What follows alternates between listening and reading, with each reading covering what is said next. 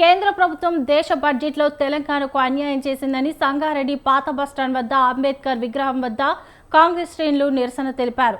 ఈ నిరసన కార్యక్రమంలో TGIIC chairperson Nirmala Jaggareddy, Narayan Khed MLA Sanjeev Reddy పాల్గొన్నారు. కేంద్ర ప్రభుత్వానికి వ్యతిరేకంగా నినాదాలు చేశారు.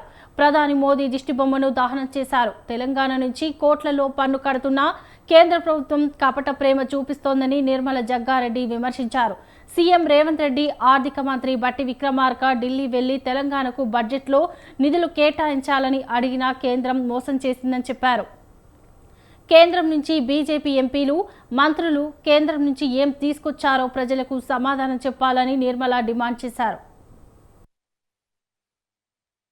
సభ్యులు బీజేపీ సభ్యులు ఎలాంటి ఏం చేయలేదని. అయ్యా మీరు ఒకటే, బీజేపీ మీరు ఒకటే.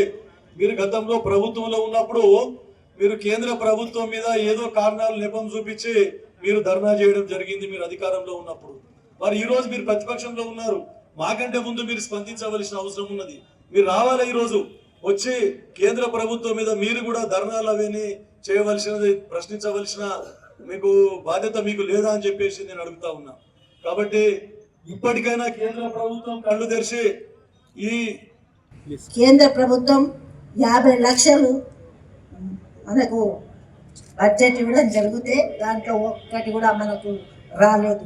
తెలంగాణ ప్రభుత్వంలో 8 మంది ఎంపీలు గెలిస్తే అందులో 2 కేంద్ర మంత్రులు అయి కూడా తెలంగాణకు మరి ఏమీ చేయలేదంటే వాళ్ళు రాజకీయంగా మరి వాళ్ళు పనికిరాదని అనిపిస్తుంది. ఎందుకంటే మనము ఆశలు పెట్టుకున్నాం, ఇంతమంది గెలిచిండ్రు, మన కోసం తెలంగాణ కోసం కొట్లాడి నిధులు తెస్తారంటే మరి అడగలేదు అంటే నిజంగా వాళ్ళు